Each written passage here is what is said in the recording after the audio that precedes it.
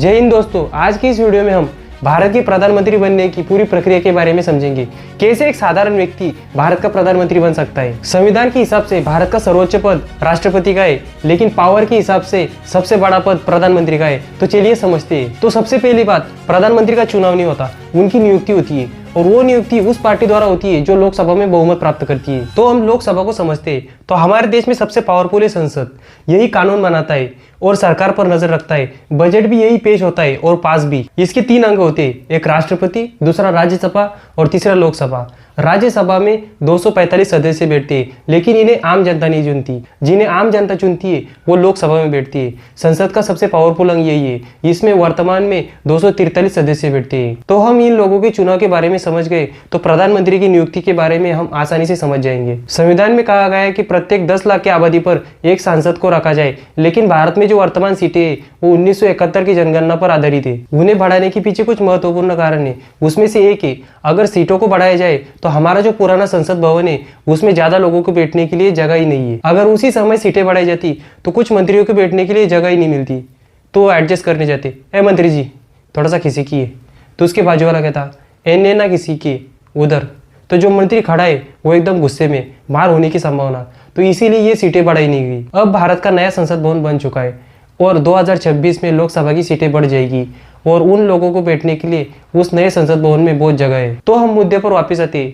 तो निर्वाचन आयोग ने हर राज्य को संसदीय क्षेत्र में विभाजित किया है, जहां से एक सांसद यानी एमपी बनेगा। उस एरिया से उस पद के निर्वाचन के लिए अलग अलग पार्टियों से लोग उठते हैं और जो बड़ी पार्टी का नेता होता है, जैसे बीजेपी का, वो अपने बैनर पर मोदी जी का फोटो लगाता है और कांग्रेस वाला राहुल गांधी का। तो उनका कहना होता है कि आप हमें चुनिए जिससे ये व्यक्ति प्रधानमंत्री बनेगा। तो जनता अपने मनपसंद व्यक्ति को वोट देती है। अब चुनाव खत्म, अब हर संसदीय क्षेत्र से एक नेता चुन के जाता है। अब जिस पार्टी को अपनी सरकार बनानी होती है उसे बहुमत सिद्ध करना जरूरी है, यानी जो 543 सीटें है उनमें से 272 सीटें इनके पास होना जरूरी है, जिससे ये अपनी सरकार बना पाए। लेकिन किसी भी पार्टी के पास बहुमत नहीं है तो क्या सरकार नहीं बनेगी? तो ऐसी बात नहीं है। जिस पार्टी के पास ज्यादा सीटें है वो किसी छोटी पार्टी के साथ गठबंधन करके अपना बहुमत सिद्ध करके अपनी सरकार बनाएगी। और गठबंधन करने में पार्टियां असफल रही तो चुनाव फिर से कराए जाते हैं। 2024 में हुए चुनाव में बीजेपी के अकेले 240 सीटें, यानी इनके पास खुद का बहुमत नहीं है। तो बहुमत सिद्ध करने के लिए